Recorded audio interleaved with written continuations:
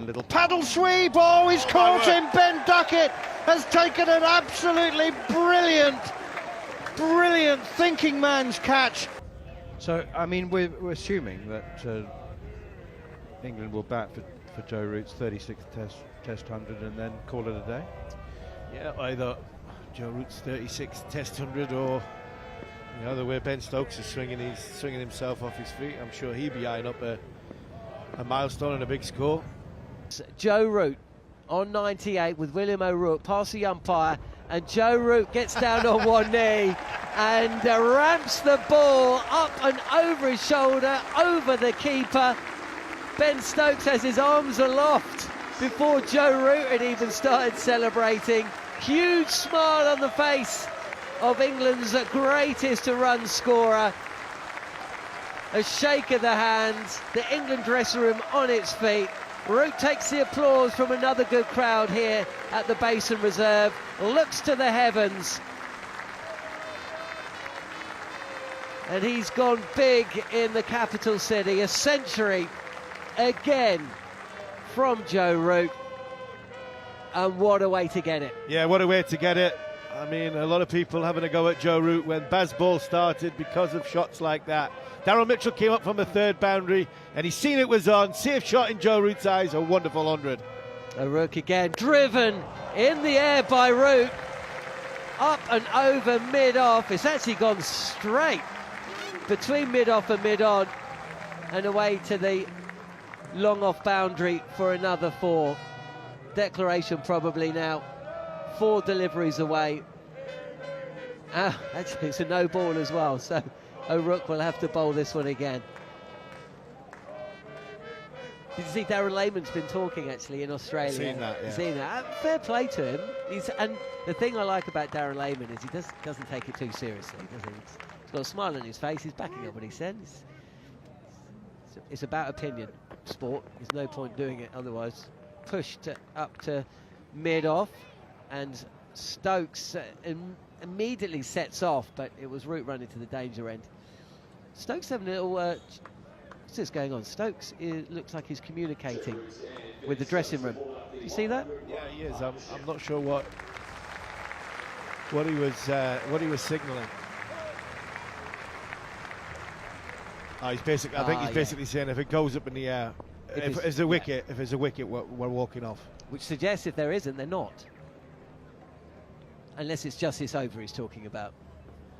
Pitched up, driven by Root, thick outside edge, diving catch from Blundell behind the stumps. Joe Root's innings that comes to an end. He's been caught behind for 106, and that is also the end of the innings. Stokes runs off with 49. Root takes the applause of the crowd, takes his helmet off, and it's Devon Conway who just shakes his hand before he makes his way from the field as well. England have declared early in the morning of day 3, 427 for 6. Joe Root, the 6th man to fall for 106. And then New Zealand have been set the monumental task of either batting out the best part of 3 days, and if they do so, I imagine they will comfortably overhaul England's target of 582. Yeah, what a task that is, and what it'll be. If they get anywhere near it, I don't think they'll get anywhere near it. There's enough in this surface for England to comfortably take these 10 wickets. What an innings by Joe Root. It really was of power, the boundaries that he hit, Can you hear me, Mark? class, from a stroke making point of view, and also endurance, because he had to do a lot of running around that innings of Joe Root. 106 of 130 balls. Great partnership at the end with his good friend and great friend Ben Stokes. I think when you look at that England scorecard, it's a scorecard of contributions from all the way down. 92 from Ducket, 96 from Bethell, 106 from Root, 55 from Brook, 49 not out from Stokes, and England are in an unbelievable position to go 2-0 up and win the series, the Thorpe Trophy. Right, Wokes. 3 slips of gully, man catch around the corner on the onside. Bowled! Conway's played down the wrong line, and he's gone. Disaster for New Zealand, delight for England, and Wokes has the breakthrough. And Conway leaves with a duck next to his name. Wobble seam from Wokes. It was just a three-quarter seam, and it hit the strings, nipped back a touch between bat and pad for Conway. Well, his 2024 continues, unfortunately, for Devon Conway. Around the wicket, bowling tight to him, giving him nothing outside the off stump. Magnificently bowled from Wokes. Just the perfect line and length, hitting the stumps. That was the key. England, well, 26% of their deliveries were hitting the stumps in the previous innings. And that might be the difference, bringing in the LBWs, bringing in the bowled. And in walks, steady the ship, Kane Williamson to the crease, where you feel that this is New Zealand's chance. If they ever had one, it would be on Kane Williamson's shoulders. Last ball of the over the wicket, and beaten Williamson with a lifting delivery on a length. Williamson coming forward, and the outside edge has been taken. Williamson's got to go. That's still the big wicket for England. But is he being held back? Nope, he's on his way.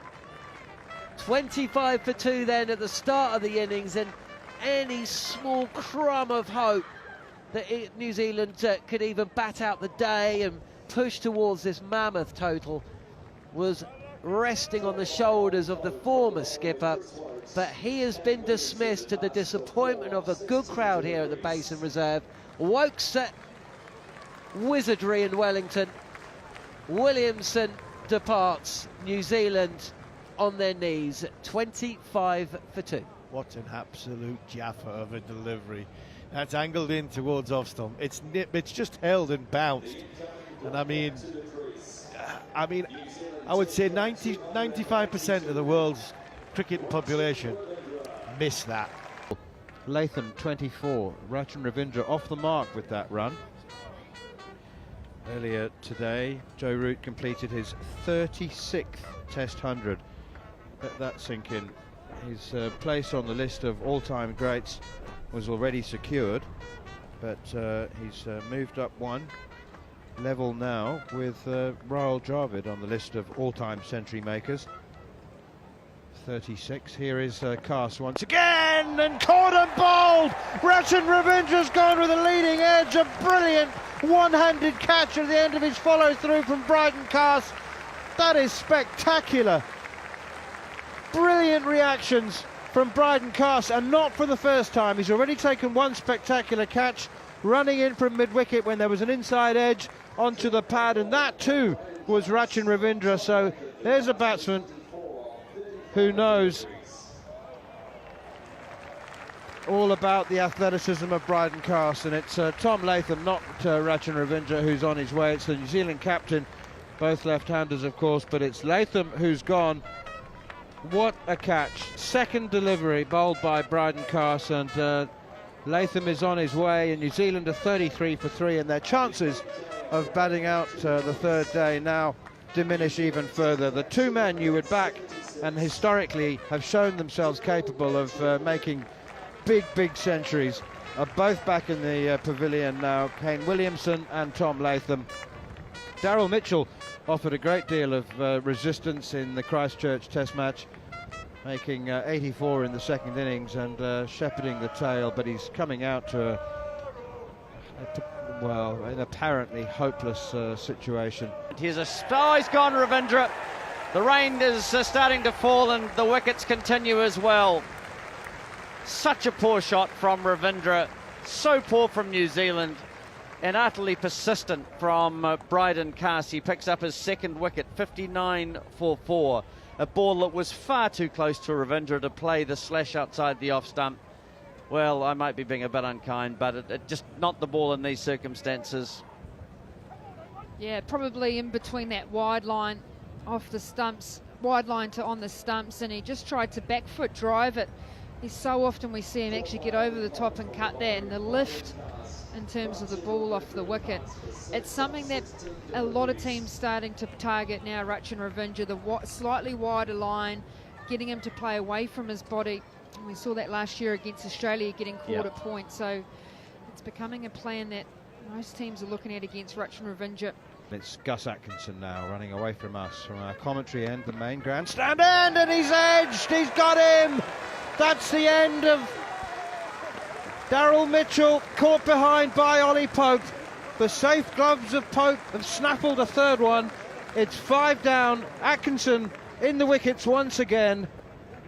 Good delivery, held its line. Daryl Mitchell felt he had to play, and he's got a thin edge, and the resistance has come to an end. A fighting, spirited partnership is no longer, and Mitchell has gone for 32, 106 for 5. Gus Atkinson, he has enjoyed bowling from the end with the wind. Struggled from the Adelaide Road end, but he deserved that. He really has deserved that. His first spell was probably his most expensive spell of the opening 4 overs he's bowled on this trip so far, but I actually thought it looked as though he was in the most rhythm, and there he's just nibbled one outside off stump. The first ball was a short wide one. Daryl Mitchell after the break slapped it straight to backward point, should have put it away for 4, and this one was an absolute beauty, pitched in and around the off stump area, just held its line, and a faint edge taken very, very well by Ollie Pope, who again has had another good game behind the stumps. Steered away. Oh, lovely shot from Blundell behind square on the offside. Question of fetch for Zach Crawley. Super shot from Tom Blundell. 50 for the New Zealand wicketkeeper. I did say when he got to 20 that there wouldn't be anybody that would begrudge him a half century and begrudge him some runs. And I think that the level of applause there for a half century is a measure of the respect and affection with which he's held. Absolutely, yeah. That's what I keep saying to you, man. Is when you be careful when you're dropping players that are at the point of no return. Gus Atkinson with the success, and there's success for Bashir. Phillips is playing back. He should have been coming forward. The ball kept a touch low, off stump spin, push back. And we've seen a wicket to spin. 141 for 6 New Zealand. Yeah, it's kept low, but Shoaib Bashir didn't mind the 6 over extra cover, dropped one short, pulled through mid-wicket. Phillips is in hitting mode.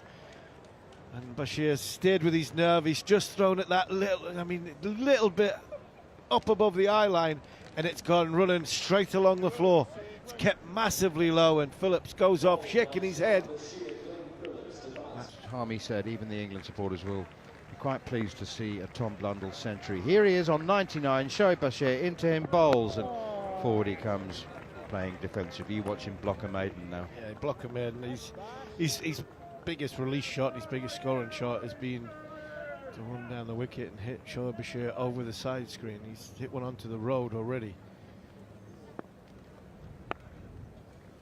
3 men saving one on the offside as well as a slip. Bashir in. Blundell gets an inside edge, drags it back past the stumps. It doesn't matter, the scorebook won't reflect that they were lucky runs, just that they were the runs that brought him his 5th Test century. He is absolutely delighted. He looks like a man relieved as much as pleased. And Nathan Smith has run all the way from the non-striker's end to give him a hug. The helmet is off. And it just looked like he was trying to suppress, given the match situation, the sheer joy and pleasure. He just clenched his eyes, clenched his fists. It evidently means the world to him. It does, and well played, Tom Blundell. 5th Test match, 100. He deserves that bit of luck. He's inside edged it back through Ollie Pope, and he deserves that bit of luck. A little bit of emotion, I think. A lot of external noise. Teammates have backed him. And he's played wonderfully well, and he deserves that little bit of luck to get him to that 5th Test century. Here is Bashir once again. Little paddle sweep. Oh, he's caught him. Ben Ducket has taken an absolutely brilliant thinking man's catch. He's standing at orthodox slip. Blundell's gone down for the lap sweep, and Ducket has stepped across. He's taken 2 or 3 steps to his left, anticipating the shot. He's got to it. He's parried it up in the air and caught the rebound. This is unbelievable. It's hit exactly what you're saying, off the middle of the bat. It's hit Ollie Pope. It's gone up in the air. He's parried it with one hand, dived, and managed to carry it to catch it with the other hand. A fantastic catch. A bit of improvisation from Ben Ducket, but well played, Tom Blundell. Really well played. Come into this test match under real pressure when his team was probably out of the game. Well, definitely out of the game. He stood up and he's give the game some respectability from the New Zealand point of view. And Stokes is in again, short again, and he does connect this time, does Henry, but there's a fielder nestling underneath. It's swirling, it's high, and Jacob Bethell readies himself and diving, stooping low to his left, takes a good catch in the outfield, and that brings to an end Matt Henry's innings. And New Zealand now 8 down here at the Basin Reserve. Stokes with a wicket. New Zealand 247 for 8. And has Nathan Smith been caught down the leg side? He has, advancing down the track, trying to pull another short delivery from Stokes. A little glove on it. Pope's done the rest, and Smith's got to go. New Zealand 9 down now. England 1 away from a big win, and a series win as well. And Stokes has struck late on day 3 here at the Basin Reserve. So Southey is on strike. He might fancy hitting Ben Stokes for 6 more than Shoaib Bashir. Here is Stokes once again, bowls. Southey heaves it out towards deep mid-wicket and is caught. Chris Wokes takes the catch. Ben Stokes has come on and bowled 14 balls and taken 3 for 5. He knocks over the tail. New Zealand are bowled out for 259 with an impossible target of 583, and England have won by 323 runs after an 8-wicket triumph at the Hagley Oval, and they become the holders, the inaugural holders of the Crowthorpe Trophy, taking an unassailable 2-0 lead in the 3-match series. Ben Stokes 3 for 5, didn't overbowl himself today with his 14 balls, and a century from Tom Blundell, excellent consolation for the home side.